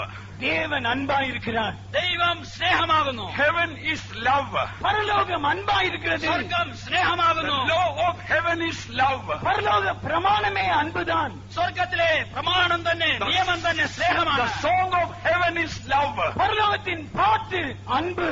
സ്വർഗത്തിലെ പാട്ടുകൾ സ്നേഹമാണ്. That is not carnal love. அது மாம்சீக அன்பு அல்ல. അത് ജഡികമായ സ്നേഹമല്ല. That is not romantic love. அது ஒருவரோடு ஒருவர் செயல்படும் ஒரு இனிமைக்குரியதான அன்பு அல்ல. അത് തമ്മിലുള്ളതായ പ്രേമമല്ല. That is not social love. அது சமுதாயத்துக்குரிய அன்பு அல்ல. അത് സാമൂഹ്യമായ സ്നേഹമല്ല. That is not family love. அது குடும்ப அன்பு அல்ல. അത് കുടുംബത്തിലുള്ള സ്നേഹമല്ല. That is agape, heavenly love. அது அகாப்பே என்று சொல்லக்கூடியதான பரலோக அன்பு. അത് അഗാപ്പെ എന്ന് പറയുന്ന സ്വർഗീയ സ്നേഹം. Through the Holy Spirit, when this agape, heavenly love will come, beloved ones, you become spiritually mad. பரிசுத்தாவின் அபிஷேகத்தின் மூலமாக இந்த அகாப்பே பரலோகத்தின் அன்பு இருதயத்திலே ஊற்றப்படும் போது பிரியமானவர்களே, நாம் ஆவிக்குரிய பைத்தியக்காரராய் மாறிவிடுகிறோம். പ്രിയമുള്ളവരെ, ദൈവത്തിന്റെ പരിശുദ്ധാത്മാവിലൂടെ ഈ അഗാപ്പെ അഥവാ ആ ദൈവത്തിന്റെ സ്നേഹം, സ്വർഗീയ സ്നേഹം ഇറങ്ങി വരുമ്പോൾ നാം കർത്താവിന് വേണ്ടി ഭ്രാന്തന്മാരായി മാറുകയാണ്. 1 Corinthians chapter 13 we read that love thinketh no evil. முதலாம் கொரிந்தியர் 13ஆம் அதிகாரத்தில் நாம் வாசிக்கும் போது இந்த அன்பு எந்த தீங்கையும் நினையாது என்று வாசிக்கிறோம். 1 കൊരിന്ത്യർ 13-ാം അധ്യായത്തിൽ നാം വായിക്കുന്നത് ഈ സ്നേഹം തിന്മ നിരൂപിക്കുന്നില്ല. The reason you are thinking evil of others is because you are not mad for Jesus. மற்றவர்களுக்காக நீ தீமையை நினைக்கிறாயே, காரணம் என்ன? நீ இயேசுவுக்காக பைத்தியக்காரனாய் மாறவில்லை. മറ്റുള്ളവർക്ക് വേണ്ടി യാതൊരു ദോഷവും നിരൂപിക്കാതെ യേശുവിന് വേണ്ടി ഭ്രാന്തനായി തന്നെ നീയിരിക്കും. Oh, we need a bunch of mad people for Jesus. இயேசுவுக்காக ஒரு கூட்டம் பைத்தியக்காரர் நமக்கு தேவை. യേശുവിന് വേണ്ടി ഒരു കൂട്ടം ഭ്രാന്തന്മാരെ നമുക്ക് ആവശ്യം. A Christian life free from worry, free from all the burdens of the world and drunk with the love of God. கவலையற்ற ஒரு ஜீவியம், பாரங்கள் அற்ற ஜீவியம் தேவ அன்பினால் குடித்து வெறிக்கிறதான ஒரு கிறிஸ்தவ ஜீவியம் நமக்கு தேவை. ഭാരമില്ലാത്തതും വിചാരപ്പെടാത്തതുമായ ഒരു ജീവിതമാണ് ക്രിസ്തീയ ജീവിതം. Why do you carry all your worries and burdens and come here? ஏன் உங்களுடைய எல்லா பாரங்களையும் எல்லா கவலைகளையும் சுமந்து கொண்டு இங்கே வந்திருக்கிறீர்கள்? നിങ്ങളുടെ എല്ലാ വിധത്തിലുള്ളതായ വിചാരങ്ങളെയും നിങ്ങളുടെ ഭാരങ്ങളെയും കൊണ്ട് എന്തിനു വരുന്നു? You might have received the Holy Spirit, that is good. நீங்கள் பரிசுத்தாவியை பெற்றிருக்கலாம், அது நல்லதுதான். നിങ്ങൾ പരിശുദ്ധാത്മാവിനെ പ്രാപിച്ചത് നല്ലത് തന്നെ. But this love of God, which is shed abroad in our hearts, should show forth out of our character. ஆனால் நம்முடைய இருதயங்களில் ஊற்றப்பட்டிருக்கிறதான இந்த தேவ அன்பானது அது சுபாவத்தில் வெளிப்பட வேண்டும். എന്നാലോ ദൈവത്തിന്റെ സ്നേഹം പരിശുദ്ധാത്മാവിലൂടെ തമ്മിൽ വന്നിരിക്കുന്നത് നമ്മുടെ സ്വഭാവത്തിലൂടെ വെളിപ്പെട്ട് വരേണം. Jesus manifested this love on Calvary, beloved one. பிரியமானவர்களே, கர்த்தராகிய இயேசு கிறிஸ்து கல்வாரியிலே இந்த அன்பை வெளிப்படுத்தினார். കർത്താവായ യേശു ക്രിസ്തു കാൽവറിയിൽ ഈ സ്നേഹത്തെ വെളിപ്പെടുത്തി. Today we must receive this love by faith. இன்றைக்கு விசுவாசத்தினால் இந்த அன்பை நாம் பெற்றுக்கொள்ள வேண்டும். ഇന്ന് വിശ്വാസത്തിലൂടെ നാം ഈ സ്നേഹം പ്രാപിക്കണം. And all of the love in the world are emotional love. உலகத்தில் இருக்கிற மற்ற அன்புகள் எல்லாம் எழுச்சிக்குரிய அன்புகள். ഈ ലോകത്തിലുള്ളതായ മറ്റ് സ്നേഹങ്ങളെല്ലാം ഇളക്കപ്പെരുക്കം മൂലമുണ്ടാകുന്നത് മാത്രം. But this love is something special. It has got emotions, but it's something higher than that it has got. ஆனால் இந்த அன்போ விசேஷமானது, எழுச்சியும் உண்டு, எழுச்சிக்கு அப்பாற்பட்ட சில காரியமும் എന്നാൽ உண்டு. ഈ സ്നേഹമോ ഇളക്കപ്പെരുക്കം മാത്രമല്ല, അതിനപ്പുറമായി ഉണ്ടാകുന്ന ഒരു സ്നേഹം. This love comes by our dedication to live, to show that life. அந்த ஜீவித்தை காட்ட நம்மை நாம் எவ்வளவு ஒப்பு கொடுக்கிறோமோ அந்த அளவுக்கு இந்த அன்பு நமக்குள்ளே வரும். ഈ സ്നേഹം പ്രദർശിപ്പാനായി എത്രമാത്രം നമ്മെ തന്നെ നാം ഏൽപ്പിച്ചു കൊടുക്കുന്നുവോ അത്രത്തോളം ഈ സ്നേഹം നമ്മിൽ പ്രാവർത്തികമാകും. This love is called unchanging love. இந்த அன்பு மாறாத அன்பு என்று பெயர். ഈ സ്നേഹത്തിന് മാറാത്ത സ്നേഹമെന്ന് പറയുന്നു. Many children of God's so-called Christian love is not unchanging love, it is changing love. எத்தனையோ தேவனுடைய பிள்ளைகளுடைய கிறிஸ்தவ அன்பு மாறாத அன்பல்ல, மாறுகிற அன்பாய் தோன்றுகிறது. എന്നാൽ അനേക ക്രിസ്തീയ സഹോദരങ്ങളുടെ സ്നേഹവും മാറാത്ത സ്നേഹമായിട്ടല്ല കാണപ്പെടുന്നത്, മാറിപ്പോകുന്ന സ്നേഹമായി കാണുന്നു. Suppose for the last 30 years we are very close friends with Brother Willie. கடந்த 30 வருஷமாக பிரதர் வில்லியோடு நெருங்கின சிநேகிதம் எங்களுக்கு உண்டென்று வைத்துக் கொள்வோம். കഴിഞ്ഞ 30 വർഷമായി ഞങ്ങൾക്ക് ബ്രദർ വില്ലിയോട് വളരെ സ്നേഹമുണ്ടെന്ന് ചിന്തിക്കുക. And we exchange gifts, we go, we invite for dinner to each other's place, and we are very happy friends. வெகுமானங்களை நாம் கொடுக்கிறோம், ஒருவரை விருந்து கலைக்கிறோம், സന്തോഷமான സ്നേഹിതരായി നാட்களை കഴിக்கிறோம். സമ്മാനങ്ങൾ തമ്മിൽ കൊടുക്കുകയും അന്യോന്യം ഭക്ഷണത്തിന് ക്ഷണിക്കുകയും ചെയ്ത് വളരെ സ്നേഹമായി പെരുമാറിക്കൊണ്ടിരിക്കും. Often we meet together and pray together also. அடிக்கடி நாம் சந்தித்து ஜெபிக்கிறோம் கூட. പലപ്പോഴും ഞങ്ങൾ തമ്മിൽ കണ്ട് പ്രാർത്ഥിക്കുകയും ചെയ്യുന്നു. We encourage one another in the love of God. தேவ அன்பின் நிமித்தமாக ஒருவரை ஒருவர் நாங்கள் தைரியப்படுத்திக் கொள்கிறோம். ദൈവസ്നേഹത്താൽ നിറഞ്ഞ് അന്യോന്യം ധൈര്യപ്പെടുത്തുകയും ചെയ്യുന്നു. And suddenly I got angry and I spat on the face today of Brother Willie. சடுதியாக எனக்கு கோபம் வந்து வில்லியுடைய முகத்திலே நான் துப்பி விட்டேன்.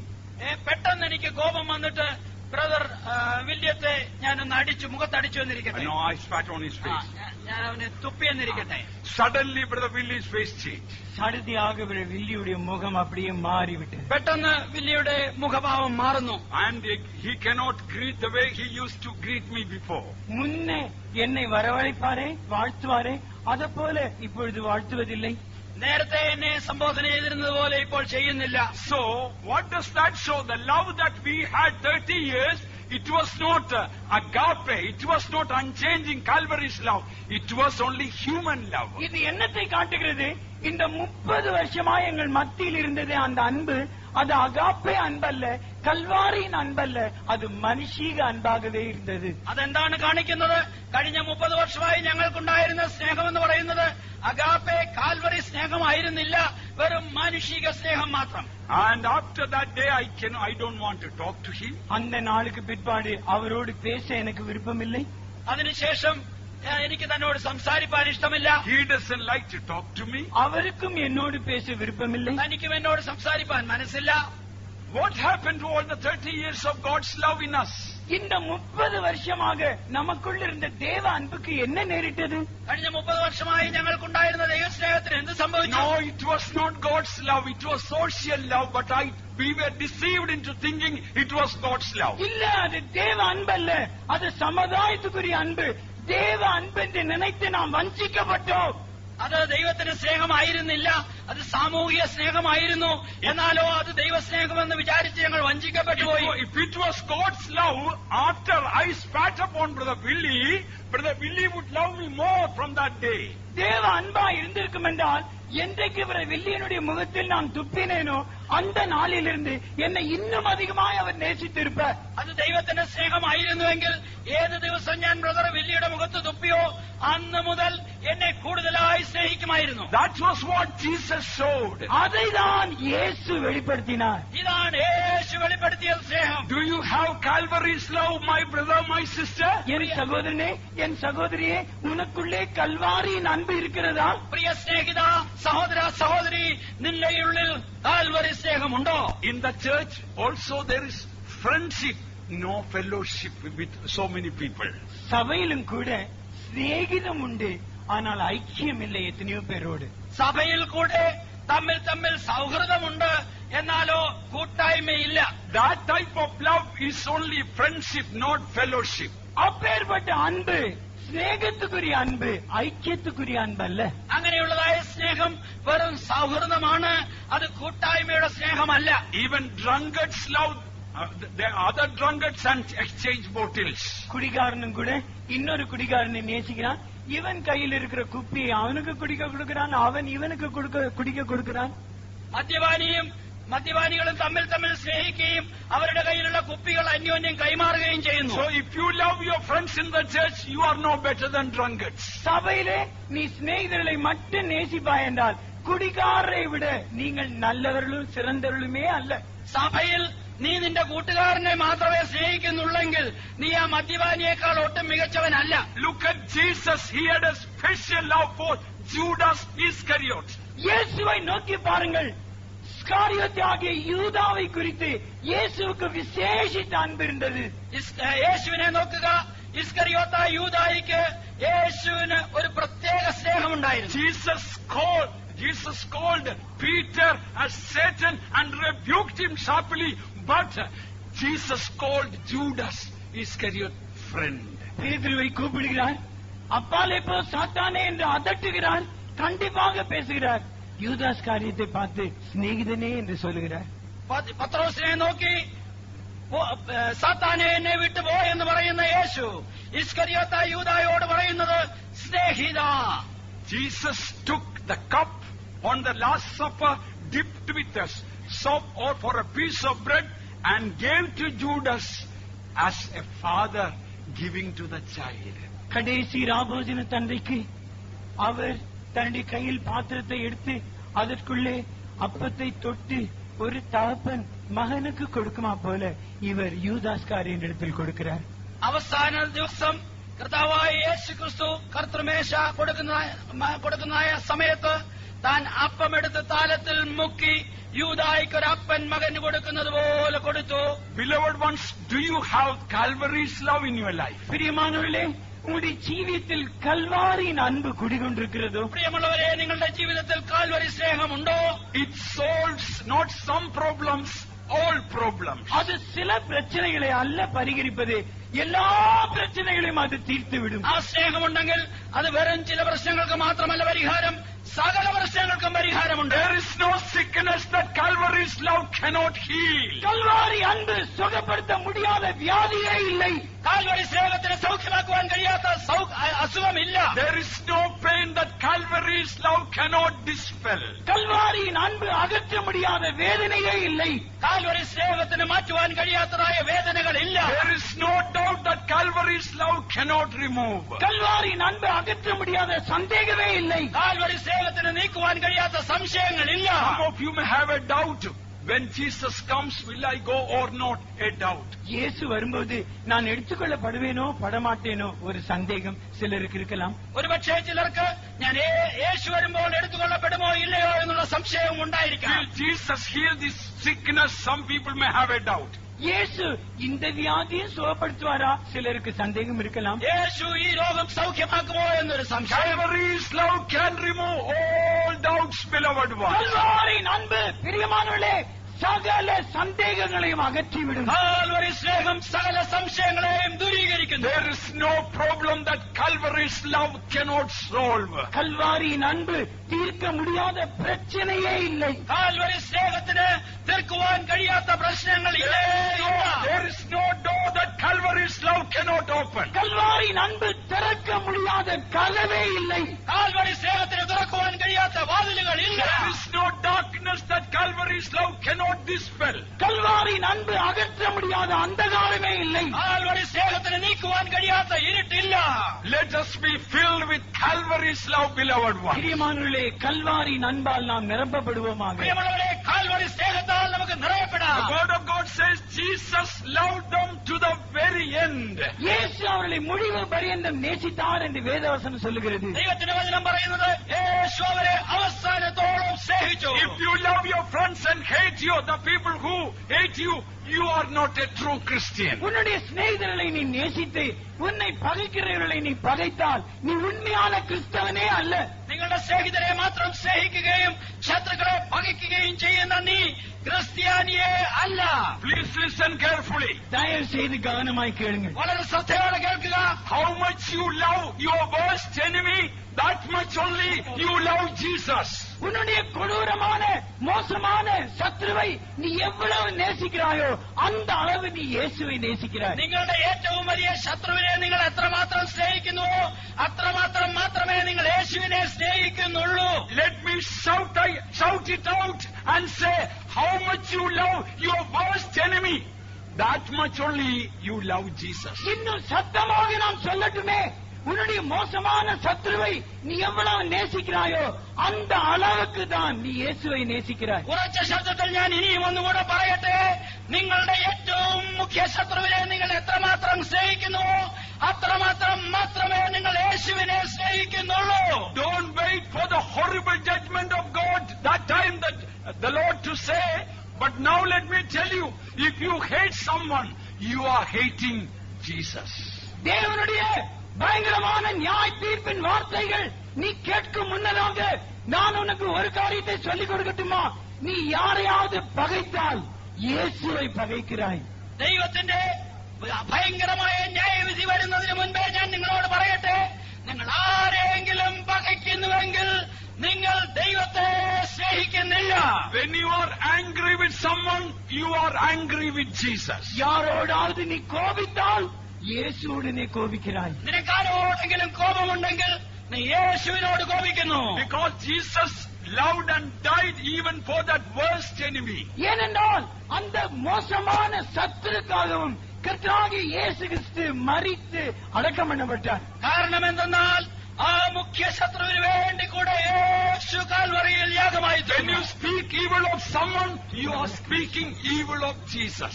நீ யாரை குறித்தாவது அவதூறு பேசுவாய் என்றால் இயேசுவுக்கு விரோதமாகவே நீ பேசுகிறாய். നീ ആരെങ്കിലും കുറിച്ച് ദൂഷണം പറയുന്നുവെങ്കിൽ നീ യേശുവിന് വിരോധമായി ദൂഷണം പറയുന്നു. Today, receive Calvary's love, and that will transform our family, our character, our church, and the whole world. இன்றைக்கு கல்வாரியின் அன்பை பெற்றுக் கொள்ளுங்கள். அது நம்மையும் நம்முடைய குடும்பத்தையும் நம்முடைய சபையும் முழு உலகத்தையும் அது மாற்றிவிடும். ഇന്ന് കാൽവരി സ്നേഹത്തെ പ്രാപിക്കുക. അങ്ങനെയെങ്കിൽ നിങ്ങളുടെ ജീവിതം, കുടുംബ ജീവിതം, സഭാ ജീവിതം, സാമൂഹ്യ ജീവിതമൊക്കെയും അനുഗ്രഹിക്കപ്പെടും. When you wives may have a hidden anger against the husband and vice versa, but remember, when you are angry with your husband or wife, you are really angry with Jesus. மனைவிகளுக்கு புருஷனுக்கு காட்ட முடியாத ஒரு கோபம் உள்ளே குடிக்கொண்டிருக்கலாம். அதே போல புருஷனுடைய காரியத்திலும் கூட மனைவிகளே புருஷனுக்கு விரோதமாகவோ புருஷர்களே மனைவிக்கு விரோதமாக உங்களுக்கு கோபம் இருந்தால் நீங்கள் இயேசுவுக்கு விரோதமாக கோபம் வைத்திருக்கிறீர்கள். ഒരുപക്ഷെ വെളിയിൽ കാണിക്കാത്ത വിധം നിങ്ങളുടെ ഉള്ളിൽ നിന്റെ ഭാര്യയോടോ ഭർത്താവിനോടോ കോപമുണ്ടെങ്കിൽ അത് യേശുവിനോടുള്ള കോപമാണെന്നുള്ളത് ഓർക്കുക. When you say that I don't like to come close to Brother Willie because he spoke all those evil against me, whatever may be your excuse, when you are saying you cannot come close to Brother Kelly, Brother Billy, what exactly you are saying is that you cannot come close to Jesus. Brother Willy என்னை இப்படி பேசிவிட்டார், ஆனபடினால் நான் அவருக்கு நெருங்கி போக முடியாது. நீ என்னதான் சாட்டு போக்கு சொன்னாலும் கூட about fighting for the truth. சத்தியத்துக்காக போராடுவதை குறித்து புரட்சிகரமான ஒரு வேத பாடத்தை சொல்லிக் கொடுத்தார். സത്യത്തിന് വേണ്ടി പോരാടുന്നതിനെ സംബന്ധിച്ചുള്ളതായ വളരെ തീവ്രമായ ഒരു വേദപാഠം അവർക്ക് നൽകി. He gave the study about fight for the faith once for all given to the saints from Jude. ஒரு விசை பரிசுத்தவான்களுக்கு ஒப்புவிக்கப்பட்டதான அந்த விசுவாசத்துக்காக நீங்கள் போராடுங்கள் என்று யூதா நிருபக்காரனுடைய அந்த വാർത്തകളെ എടുത്ത് പേசினார். വിശുദ്ധന്മാർക്ക് ഒരിക്കലായി ഭരമേൽപ്പിച്ചിരിക്കുന്ന വിശ്വാസത്തിന് വേണ്ടി പോരാടണമെന്ന് യൂദായുടെ ലേഖനത്തിൽ എഴുതിയിരിക്കുന്ന ആ ഭാഗം ഉദ്ധരിച്ചുകൊണ്ടാണ് താൻ ആ വേദപാഠം എടുത്തത്. A most holy faith is given to us, fight for it. மகா பரிசுத்த விசுவாசம் நமக்கு கொடுக்கப்பட்டிருக்கிறது, அதற்காக யுத்தம் செய்யுங்கள், போராடுங்கள் என்று சொன்னார். ഒരു അതിപരിശുദ്ധ വിശ്വാസം നമുക്ക് വരമേൽപ്പിക്കപ്പെട്ടിരിക്കുന്നു, അതിനായി നിങ്ങൾ പോരാടണം, നിലകൊള്ളണം. Then he told, now in 5 minutes time my chariot will be arriving. உடனே அவர் சொல்கிறார், இன்னும் 5 நிமிஷம்தான் என் ரதம் வரும். അതിനുശേഷം താൻ പറഞ്ഞു, ഇനി 5 നിമിഷത്തിനുള്ളിൽ 5 നിമിഷം മാത്രമേ ഉള്ളൂ, എന്റെ രഥം വരുന്നു. By the time all started singing and praising. அந்த சமயத்தில் எல்லாரும் பாட ஆரம்பித்தார்கள், தேவனை ஸ்தோத்திரிக்க ആ ஆரம்பித்தார்கள். സമയത്ത് എല്ലാവരും പാടി ദൈവത്തെ സ്തുതിപ്പാൻ തുടങ്ങി. And that he lay down at exact time and gone to be with the Lord. உடனே அந்த குறிக்கப்பட்ட சமயத்தில் படுத்தார், கர்த்தரோடு என்றென்றைக்குமாயிருக்க போய்விட்டார். ആ കൃത്യസമയത്ത് തന്നെ താൻ കട്ടിലേക്ക് കിടന്നു, കർത്താവിന്റെ അടുക്കൽ പോയി. That night near our village one believer had a dream. அன்றிரவு எங்களுடைய கிராமத்தின் பக்கத்தில் ஒரு விசுவாசிக்கு ஒரு சொப்பனம் வந்தது. അന്ന് രാത്രി ഞങ്ങളുടെ ഗ്രാമത്തിനടുത്തുള്ളതായ ഒരു വിശ്വാസി ഇങ്ങനെ ഒരു സ്വപ്നം കണ്ടു. Heaven was open. பரலோகம் திறக்கப்பட்டதாய் സ്വർഗം തുറക്കപ്പെടുന്നു. Angels of God, both sides full of angels of God on the royal highway. இரு பக்கத்திலும் ராஜரீக பெரும் பாதையிலே தூதர்கள் நின்று கொண்டிருக்கிறார்கள். രാജപാതയുടെ ഇരുവശങ്ങളിലും ദൂതന്മാർ നിരനിരയായി നിൽക്കുന്നു. And he asked one of the angels, why are you all standing here? இவர் இந்த தூதர்களை பார்த்து நீங்கள் ஏன் இங்கே நின்று கொண்டிருக்கிறீர்கள் என்று கேட்கிறார். ഇദ്ദേഹം ഒരു ദൂതനോട് ചോദിക്കുന്നു, നിങ്ങളെല്ലാം എന്തിനു വേണ്ടി ഇവിടെ നിൽക്കുന്നു? The king is coming. ராஜா வருகிறார். രാജാവ് വരുന്നു. He asked why the king is coming. ராஜா ஏன் வருகிறார் என்று இவர் கேட்டார். രാജാവ് എന്തിനു വേണ്ടി വരുന്നു എന്ന് ചോദിച്ചു. To welcome a bishop. ஒரு பிஷப்பை வரவேற்கும்படியாய் வருகிறார். ഒരു ബിഷപ്പിനെ എതിരേൽപ്പാൻ വരുന്നു. And he was waiting to see. இந்த காட்சியை காண இவர் அப்படியே நின்று கொண்டிருந்தார். അത് കാണുവാനായിട്ട് ഈ വ്യക്തി നോക്കിക്കൊണ്ടേയിരുന്നു. With great pomp and glory the king was coming, and a heavenly orchestra burst out into singing as the king started coming on the royal highway. பெரிய ஆரவாரத்தோடும் பெரிய சத்தத்தோடும் வாத்திய கருவிகள் எல்லாம் வாசிக்க அந்த ராஜா ராஜபாதையின் பெருவழியிலே வந்து கொண்டிருக்கிறார். വലിയ ആഡംബരത്തോടുകൂടെ വലിയ വാദ്യഘോഷങ്ങളോടുകൂടെ അവിടെ ഇതാ രാജാവ് രാജവീഥിയിലൂടെ നടന്നു വരുന്നു. Then he saw bishop was coming in a golden chariot. அந்த சமயத்தில் பிஷப் ஒரு பொற் ரதத்தில் வருவதாக இவர் ആ கண்டார். സമയത്ത് ബിഷപ്പ് ഇതാ ഒരു പൊന്നുകൊണ്ടുള്ള രഥത്തിൽ കയറി വരുന്നു. Crown and glory arrayed. அவர் மேல் கிரீடம் வைக்கப்பட்டிருக்கிறது, மகிமை தரித்தவராக வந்து கொண்டிருக்கிறார். തന്റെ തലയിൽ കിരീടം വയ്ക്കപ്പെട്ടിരുന്നു, താൻ തേജസ്സിനാൽ മൂടപ്പെട്ടിരുന്നു. When he looked at him, he was surprised to see it was Pastor K.T. Daniel. அப்படியே உன்னித்து பார்த்தார், இது பாஸ்டர் கேடி டேனியல் என்று கண்டு இவர் ஆச்சரியப்பட்டார். താൻ അത് നോക്കിക്കൊണ്ടിരിക്കുമ്പോൾ തനിക്ക് മനസ്സിലായി ഇത് പാസ്റ്റർ കെ.ടി. ഡാനിയലാണ്. അത് കണ്ട് താൻ വളരെ Next ആശ്ചര്യപ്പെട്ടു. morning, this believer came to the faith home and told he had a vision like that. Then the faith home people told, yes, night we got a phone call from Coimbatore to say, Pastor K.T. Daniel ended glory. அடுத்த காலையில் இந்த சொப்பனம் கண்ட விசுவாசி வந்து விசுவாசி வீட்டிலே இப்படி நான் ஒரு சொப்பனத்தை கண்டேன் என்று சொல்ல, உடனே அங்கிருக்கிற ஊழியக்காரர்கள், ஆம், நேற்றிரவு கோயம்புத்தூரிலிருந்து தொலைபேசியின் மூலமாய் பாஸ்டர் கேடி டேனியல் கர்த்தரோடு இருக்கும்படியாய் போய்விட்டார் என்ற செய்தி கிடைத்தது என்று சொன்னார்கள். അടുത്ത ദിവസം രാവിലെ ഈ സ്വപ്നം കണ്ടതായ വിശ്വാസി കടന്നു വന്ന് ഞാനിങ്ങനെ ഒരു ദർശനം കണ്ടു എന്ന് ബൈത്തോമിൽ പറഞ്ഞപ്പോൾ അവർ പറഞ്ഞത് കഴിഞ്ഞ രാത്രിയിൽ ഞങ്ങൾക്ക് ടെലിഫോണിൽ ഒരു സന്ദേശം ലഭിച്ചു. പാസ്റ്റർ കെ ടി ഡാനിയേൽ മഹത്വത്തിൽ പ്രവേശിച്ചിരിക്കുന്നു. Pastor K.T. Daniel told, I want to shout out, you must defend, fight for the truth, for holiness, for faith. Pastor K D Daniel சொன்னதை நான் சத்தமிட்டு சொல்ல விரும்புகிறேன்.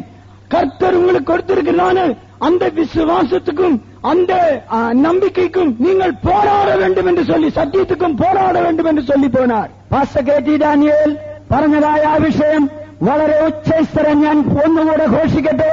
നിങ്ങൾക്ക് നൽകപ്പെട്ടിരിക്കുന്നതായ ഒരിക്കലായി ഫലമേൽപ്പിക്കപ്പെട്ടിരിക്കുന്ന വിശ്വാസത്തിന് വേണ്ടി, സത്യത്തിന് വേണ്ടി നിങ്ങൾ പോരാടണം. If the truth is worth living for, it is worth dying for. சத்தியம் ஜீவிக்க தகுதியாயிருக்கும் என்றால் சத்தியத்திலே சாவதும் நமக்கு ஆதாயமாயிருக்கும். സത്യത്തിന് വേണ്ടി ജീവിക്കുവാൻ മതിയായതാണെങ്കിൽ സത്യത്തിന് വേണ്ടി മരിക്കുവാനും മതിയായതാണ്. If the truth is not worth dying for, it is not worth living for. சத்தியம் சாவதற்கு தகுதி இல்லாமல் இருக்கும் என்றால் சத்தியத்தில் ஜீவிப்பதில் ஒரு பிரயோஜனமும் இல்லை. സത്യത്തിന് വേണ്ടി മരിക്കുവാൻ തക്കതല്ലെങ്കിൽ സത്യത്തിന് വേണ്ടി ജീവിക്കുവാനും യോഗ്യതയുള്ളതല്ല. Oh, Middle East believers, rise up and shine. Your light has come. நடுவே கிழக்கு விசுவாசிகளே, எழும்பி பிரகாசியுங்கள், உங்களுடைய வெளிச்சம் வந்தது. മിഡിൽ ഈസ്റ്റിലെ വിശ്വാസികളെ, നിങ്ങൾ എഴുന്നേറ്റ് പ്രകാശിക്കുക, നിങ്ങളുടെ സമയം വന്നിരിക്കുന്നു. Stand up for Jesus. യേശുവിനായി എഴുന്നേറ്റ് നിൽക്കാം. Stand up for holiness. A royal crown is going to come upon you. ஒரு ராஜரீக கிரீடம் உங்கள் தலையின் மேல் രാജമുടി നിങ്ങൾക്കായി ഒരുക്കപ്പെട്ടിരിക്കുന്നു. Hallelujah.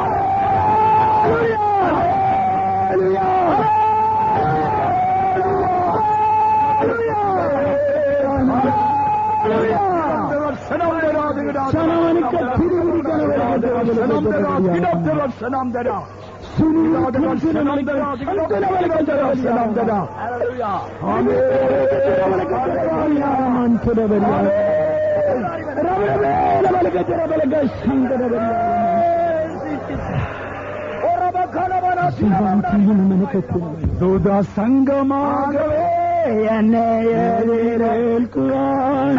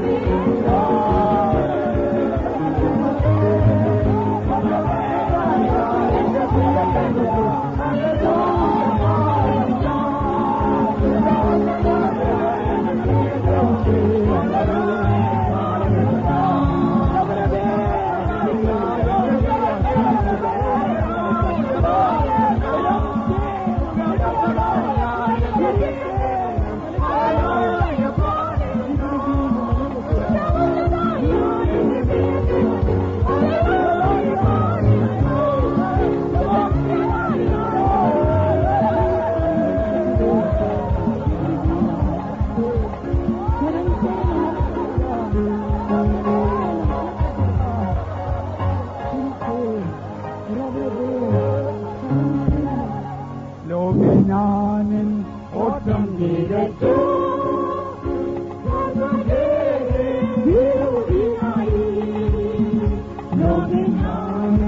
ഓട്ടം തികച്ചു.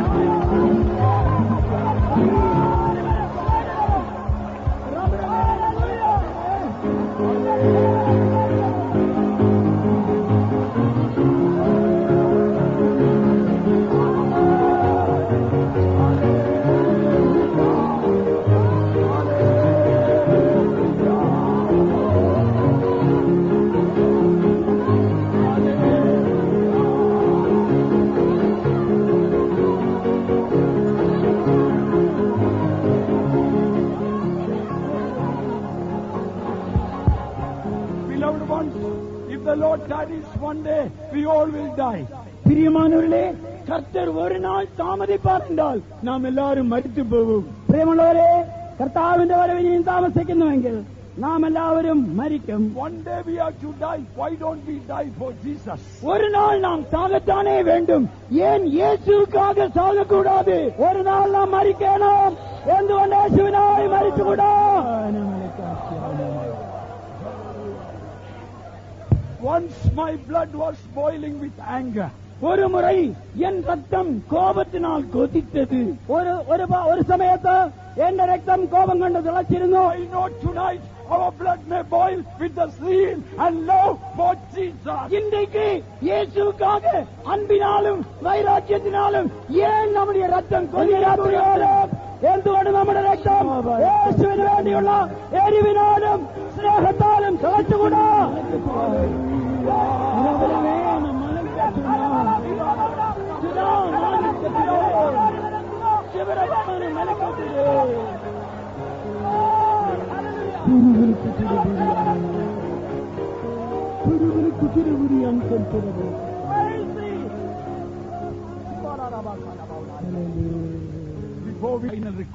நாம் முடிப்பதற்கு முன்னதாக சாக்கு அவர்கள் இந்த கன்வென்ஷனில் சில காரியங்களுக்காக ஸ்தோத்திரம் செய்ய வேண்டும். ஆனால் அதற்கு முன்னதாக കടേശിയാക என்னுடைய ഒരു വേണ്ടുകോൾ. ഞാൻ അവസാനിപ്പിക്കുന്നതിന് മുൻപായിട്ട് പാസ്റ്റർ ചാക്കോ പല വിഷയങ്ങൾക്കായിട്ട് പറഞ്ഞ് നാം സ്തോത്രം ചെയ്യേണ്ട കാര്യങ്ങൾ പറയും. അതിനു മുൻപായി ഒരു വിഷയം കൂടെ ഞാൻ പറഞ്ഞുകൊള്ളട്ടെ. I want all the ones who are in the chairs and all, please come forward and stand. There is no need now to gap here. Come forward and stand. அங்கு நாற்காலியில் இருக்கிறவர்களும் கூட வெளியே நிற்கிறவர்கள் எல்லாரும் முன்னாக வாருங்கள். மத்தியில இடைவெளி விட வேண்டாம். இப்பொழுது அது அவசியம் இல்லை. எல்லாரும் வந்து இந்த இடத்தை நிரப்பிக் கொள்ளுங்கள். കസറയിൽ ഇരിക്കുന്നവരും വെളിയിൽ നിൽക്കുന്ന എല്ലാ പ്രിയപ്പെട്ടവരും ഇപ്പോൾ അടുത്തേക്ക് വരിക. ഈ കൂടാരത്തിനകത്തേക്ക് വരിക. ഇനിയും കസറയുടെ ആവശ്യമില്ല. എല്ലാവരും വെളിയിൽ നിൽക്കുന്നവരും കൂടെ അകത്തേക്ക് മുന്നോട്ട് അടുത്തു വരണം. Please obey. By obeying there is a blessing for you. தயவுசெய்து நான் சொல்வது கீழ்ப்படியுங்கள். கீழ்ப்படிவதன் மூலமாக உங்களுக்கு ஒரு ஆசீர்வாதம் கிடைக்கும். மத்தியில் இடம் விட வேண்டாம். தயவுசெய்து எல்லாரும் வாருங்கள். People please come inside. வெளியே நிற்கிறவர்கள் നാற்കാലിയിൽ இருக்கிறவர்கள் എല്ലാവരും ഉள்ள വാരുங்கள். അനുസരിക്കുന്നതിൽ ഒരു അനുഗ്രഹമുണ്ട്. അതുകൊണ്ട് ഈ പറയുന്നത് നിങ്ങൾ അനുസരിക്കുക. എല്ലാ പ്രിയപ്പെട്ടവരും ഉള്ളിലേക്ക് കടന്നു വരിക. എല്ലാവരും നിൽക്കേണ്ട. വെളിയിൽ നിൽക്കുന്ന എല്ലാ സഹോദരങ്ങളും ഈ മധ്യഭാഗത്തും ധാരാളം സ്ഥലമുണ്ട്. അവിടെ ഒരു ഗ്യാപ്പിന്റെ ആവശ്യമില്ല. എല്ലാവരും കടന്നു വരിക. You have a special blessing tonight before we close this convention. இந்த கன்வென்ஷனை முடிப்பதற்கு முன்னதாக உங்களுக்கு ஒரு விசேஷித்த ஆசீர்வாதம் கிடைக்க போகிறது. ഈ കൺവെൻഷൻ അവസാനിക്കുന്നതിന് മുൻപായിട്ട് നിങ്ങൾക്ക് വളരെ വിശേഷിക്കപ്പെട്ടതായ ഒരു അനുഗ്രഹം ഇതാ ദൈവം നൽകുവാൻ പോകുകയാണ്. All those who love Jesus, please come inside. இயேசுவை நேசிக்கிற எல்லாரும் தயவு செய்து உள்ளே வாருங்கள். യേശുവിനെ സ്നേഹിക്കുന്ന എല്ലാവരും ദയവായി ഉള്ളിലേക്ക് കടന്നു വരിക. The Lord has a special anointing this night for you. இன்றிரவு உங்களுக்கு தேவன் விசேஷித்த அபிஷேகத்தை வைத்திருக்கிறார். ഇന്ന് രാത്രികാലം ദൈവം നിങ്ങൾക്ക് വളരെ വിശേഷിക്കപ്പെട്ട ഒരു അനുഗ്രഹം വെച്ചിരിക്കുന്നു.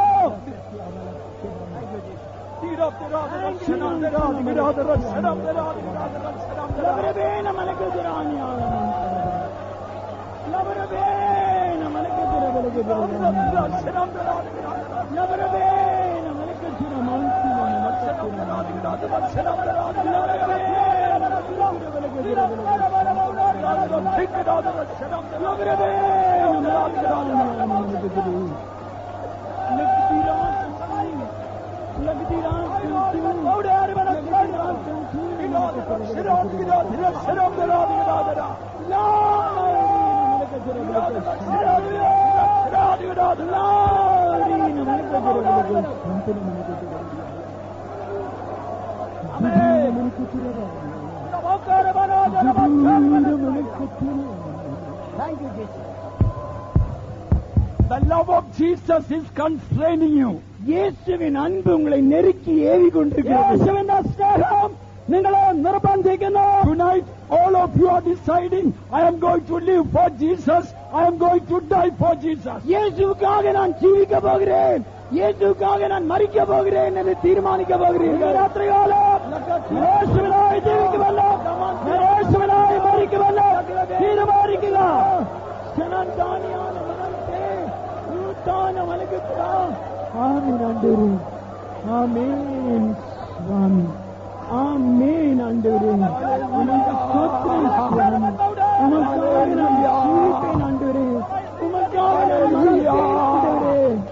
ஆண்டவரே, எனக்கு நீர் கிருபை தாரும் சுவாமி. நீர் கிருபை தாரும் ஆண்டவரே. சிந்தானியான மனுஷத்துக்கு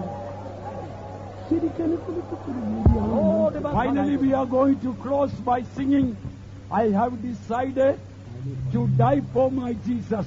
No turning back, no turning back. என் இயேசுவுக்காக நான் மரிக்க தீர்மானித்தேன், பின்னோக்கே நான் என்ற இந்த பல்லவியை பாடிவிட்டு நாம் கூட்டத்தை முடிக்க போகிறோம். എന്റെ യേശുവിനായി ഞാൻ മരിക്കുവാൻ തീരുമാനിച്ചിരിക്കുന്നു, ഞാൻ പിന്തിരികയില്ല എന്നുള്ള പല്ലവി പാടിക്കൊണ്ട് നമ്മുടെ യോഗം I അവസാനിപ്പിക്കാം. have decided to die for my Jesus. என் இயேசுவுக்காக நான் சாக தீர்மானித்தேன். എന്റെ യേശുവിനായി ഞാൻ മരിക്കുവാൻ തീരുമാനിച്ചിരിക്കുന്നു. Shall we all sing together? நாம் எல்லாரும் ஒன்று சேர்ந்து பாடுவோமாக. I have decided to die for Jesus. I have decided to die for Jesus. I have decided to die for Jesus. No turning back, no turning back, no turning back, no turning back. I have decided to die for Jesus. I have decided to die for Jesus. I have decided to die for Jesus. No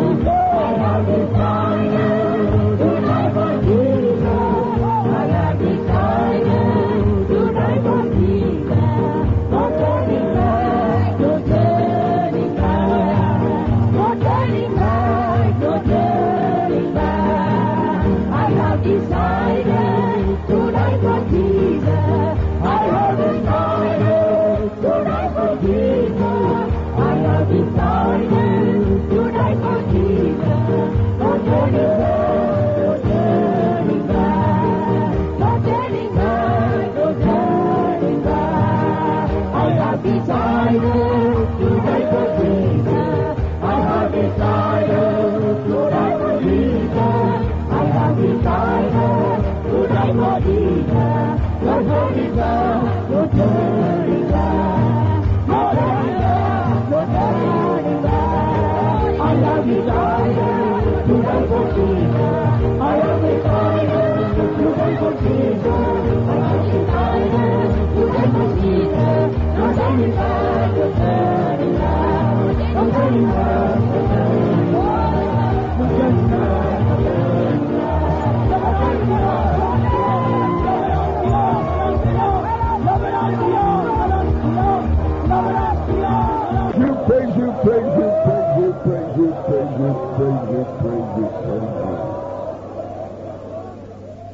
Heavenly Father, eternity will not be long enough for us to reckon up and number all the benefits and all the blessings we have received from Thee, beginning, of course, in creation and all through the prophets and the apostles and through Calvary and the sacrifice of the Lamb of God. Lord, we can never be grateful enough. Lord, what little days we have left, we want to live for Thee. Yea, we want to die for Thee. Hallelujah. Oh, Lord, thank You for the blessings during these convention days. We praise You, praise You, praise You. Hallelujah, hallelujah, hallelujah. Thou art worthy, worthy to receive all praise and honor and glory in Jesus' precious name. Amen. And now, Father, as we go from this place, let each one be covered under the rich grace of Jesus Christ, filled with the love of the Father, and kept by the power of the Holy Spirit, till Jesus comes for us all. In Jesus' name. Amen. Hallelujah! Hallelujah! Hallelujah! Hallelujah! Praise the Lord.